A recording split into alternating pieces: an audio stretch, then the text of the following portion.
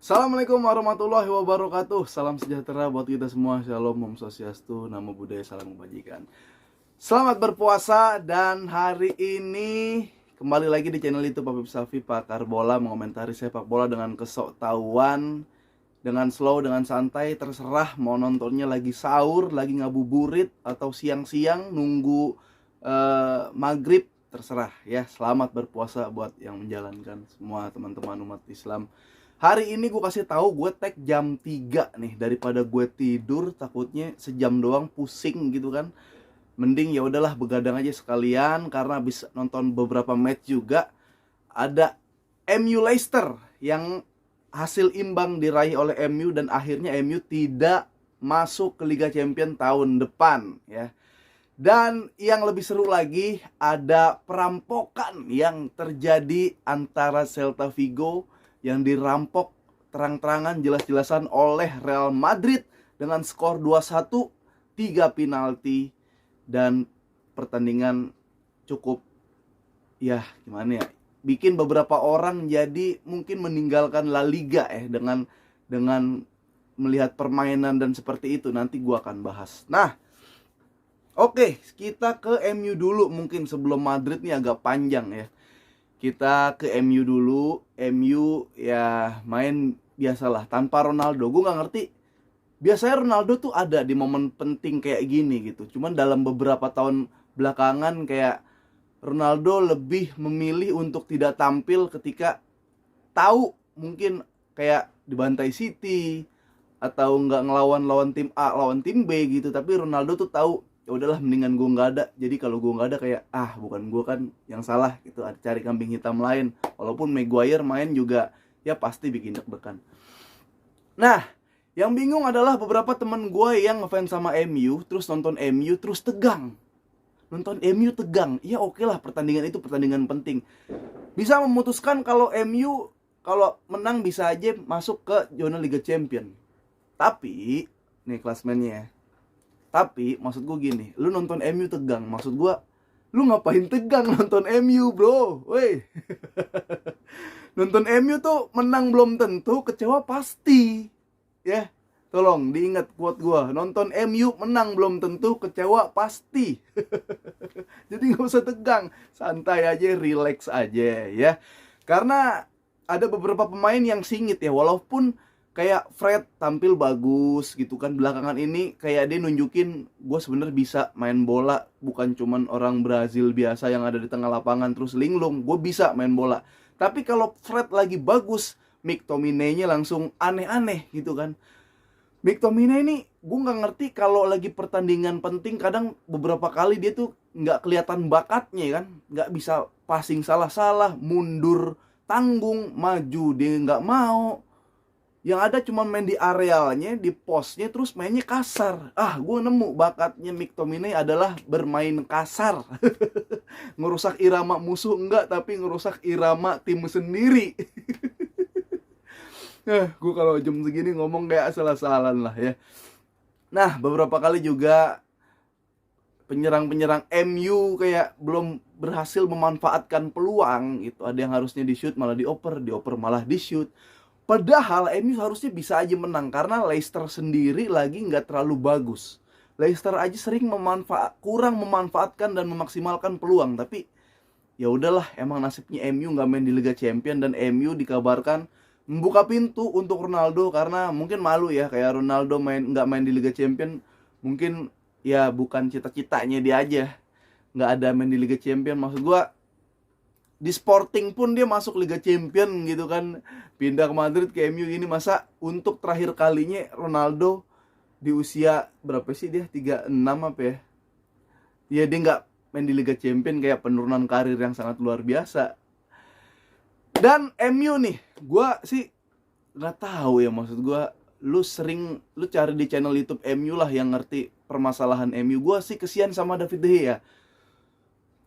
Lini belakang MU terlalu mengandalkan David De Gea banget. Nggak pernah sekali bermain 4 back Klopp semua, nggak pernah gitu.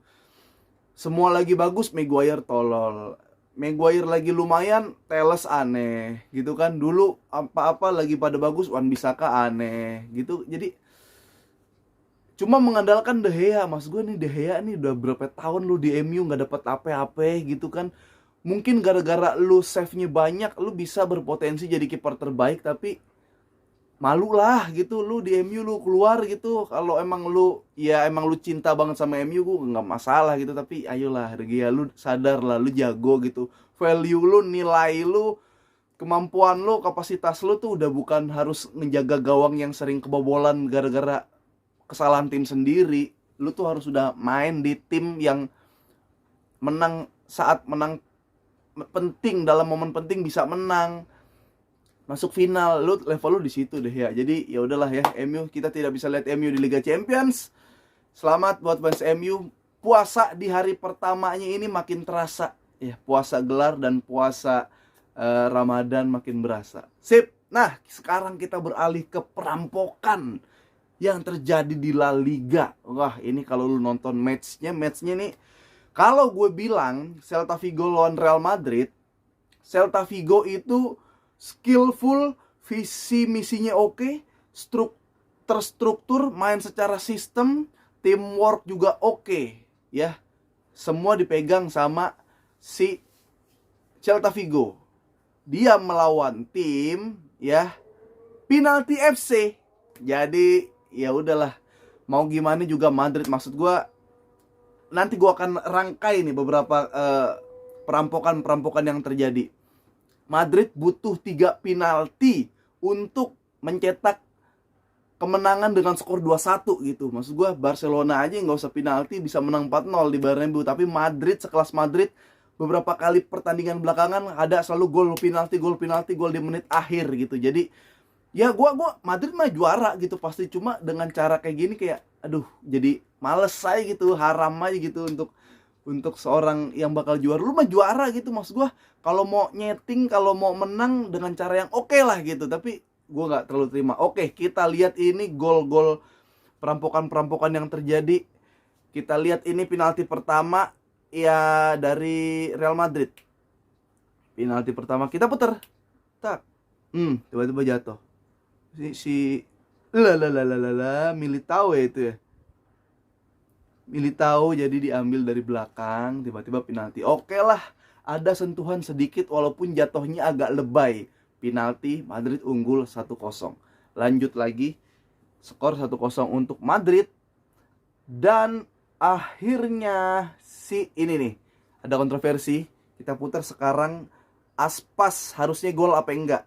Nah, umpan dari pinggir, disundul sebelumnya sama temennya.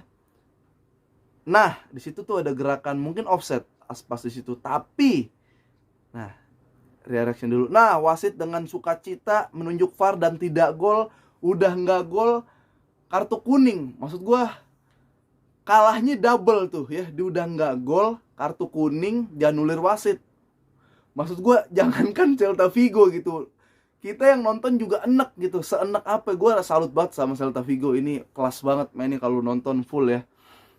Ini patut dipertimbangkan karena Aspas memang bergerak menuju ke arah bola, tapi dia kayaknya nggak menyentuh bola, cuma menghalang si Alaba biar nggak membuang bola. Nah, tapi mau gimana itu, wasitnya udah seneng gitu sama keputusan. Dan ini adalah ini penalti kedua Real Madrid. Rodrigo, pemain baru masuk, penalti. Kita lihat penaltinya, tak, putar. Nah, kalau ini sih gua walaupun yang nyamperin sih pemain Madrid gitu, tapi ya lu nggak bisa apa-apa. Ini this is Madrid, king of penalty ya. Lu mau cek VAR juga di dalam ada Florentino Perez gitu. Madrid jangankan pemainnya lu sentuh di kotak penalti, bayangannya lu injek, lu sama wasit dikasih kartu merah, didiskualifikasi tim lu. Oke lah, itu penalti. Aspas pun bilang kayak gitu. Nanti gue bahas Aspas ini preskon. Dan ini penalti ketiga Madrid, hat-trick, penalti hat-trick, gokil. Nah, ini agak slow mo nih ya. Ini Mendy. Nah, tuh ditaruh kakinya, Mendy yang nyamperin, tak.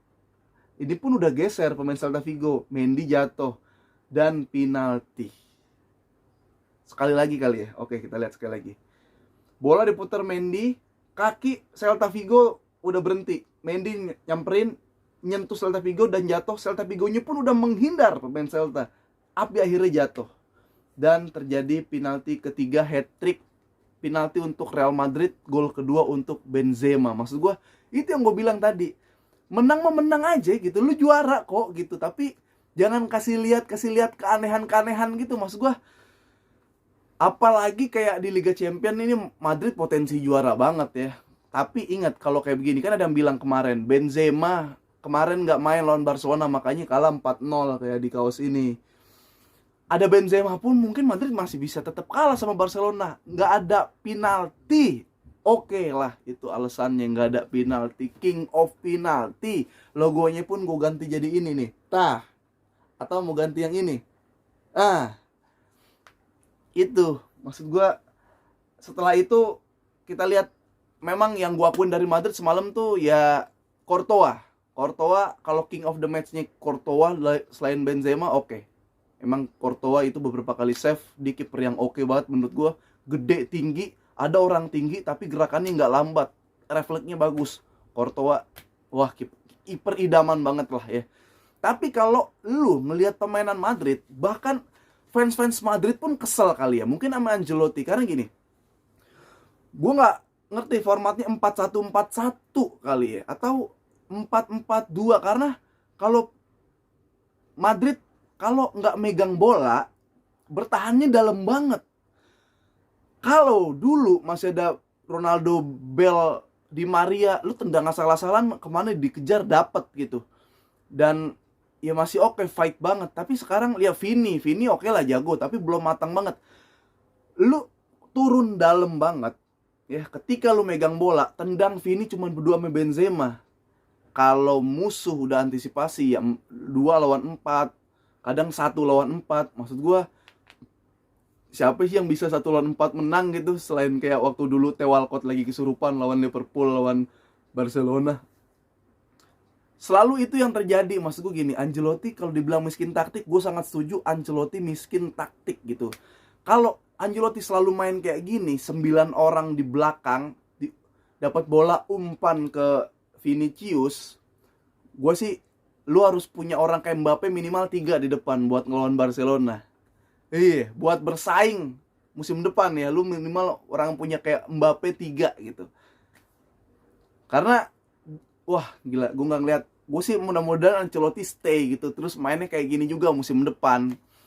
Jadi gue ngeliat dia lebih memilih Modric biar punya apa ya, ruang yang banyak, mengeksploitasi lini yang banyak ya. Tapi Modric kenceng lari, cuma udah tua ya kan. Casemiro pun bisanya cuma ngerebut bola, passing juga normal. Cross juga kadang-kadang mau passing ke Vinicius, kalau Vinicius udah ditempel ya hilang aja bola. Maksud gue ya ini jauh lah, kan gue bilang kalau latihannya Madrid tuh jangan-jangan sekarang dia cuma datang ke tempat latihan, jogging, adu acting di kotak penalti sama Benzema nendang penalti. Itu yang dilakukan Madrid kalau gue lihat dari permainan semalam. Banyak fans Madrid juga yang setuju. Madrid kalau latihan itu cuma datang, jogging, acting, jatuh di kotak penalti, Benzema eksekusi. Tuh yang dilakukan Madrid sekarang kalau dilihat dari permainan lawan Celta Vigo. Nah, akhirnya Aspas bilang apa? Aspas itu ketika preskon dibilang, ini dari ESPN ya, gua ambil ESPN FC. Nah, dibilang gitu, I look like the referee wanted to see Benzema score a hat-trick. Jadi saya melihat wasit ini menginginkan mencari atau menginginkan Benzema untuk mencetak hat-trick. Jadi kenapa, ini alasannya ya, kenapa ketika nggak dicek VAR pas Mendy jatuh, mungkin pemain Celta udah tahu gitu, kayak anjing ngapain lu protes, nih Madrid bos gitu kan. Ya kita tahu Benzema mau dikasih hat-trick gitu. Sumpah mah nggak gol pun nanti akan ada penalti lagi gitu kan. Bahkan si Aspas juga bilang yang hilang adalah hanya penalti keempat katanya si Aspas. Jadi ya udahlah gitu. Gue paham kenapa si Celta Vigo nggak protes, ya udah ini Madrid gitu, nggak dilihat VAR juga, lu VAR juga ntar diganti sama film ini apa, Tinky Winky sama Dipsy lagi berantem kalau dilihat VAR, kalau Madrid yang lagi pengen dipinaltiin. Jadi gitu ya. Aspas melihat wasit pengen Benzema hat-trick, dan ya udahlah ini Madrid gitu, yang hilang hanya penalti keempat kata si Aspas. Jadi ya ini beberapa akhirnya rame trending di Twitter tentang perampokan yang terjadi. Madrid mendapatkan 3 penalti dalam satu pertandingan, membuat ya mudah-mudahan kita kayaknya semua sepakat Madrid juara gitu, tapi lu juara yang bener gitu, biar tunjukin kalau lu emang kualitas, tunjukin kalau lu memang pantas buat juara, intinya gitu. Ya, gitu aja lah, sampai ketemu lagi di Pakar Bola, mencari sepak bola dengan kesatuan. Selamat berpuasa ya. Assalamualaikum warahmatullahi wabarakatuh. Jangan lupa Barcelona Sevilla langsung gue review nanti setelah pertandingan. Oke, bonus mungkin ada yang salah fokus, sama di belakang gua ada 2 jersey dan 1 kaos. Kaos ini kaos El Clasico. Nah, di depannya ini kalah Madrid. Nah, di belakang ada statistik skor. El Clasico tanggal 21 Maret 2022 4-0 tanpa balas. Ini ada pencetak golnya, bahannya oke, bahannya adem. Ini yang minat pre-order udah, yang kedua, kloter kedua udah sold out juga. Kalau yang minat rame silakan DM di Instagram gue nih, Instagram gue di sini ya. Ditunggu baju buat lebaran, dipakai buat terawih juga lucu sih kayaknya ya. Yang di belakang ada fans Madrid, nggak fokus deh. Buat cewek lu, buat yang cewek nonton, buat cowoknya dibeliin, karena gue nggak nyangka yang beli orang jauh-jauh. Ternyata di Jakarta, Jabodetabek banyak, tapi ada yang dari Sulawesi, Sumut, Sumsel, Parepare, NTT, ada yang dari Alor, dari Aceh, Kalimantan, Palangkaraya, Parepare. Ternyata banyak yang beli, walaupun ongkirnya mahal, tapi tetap digas sama dia. Oke, ya udah, sehat-sehat selalu ya. Assalamualaikum warahmatullahi wabarakatuh.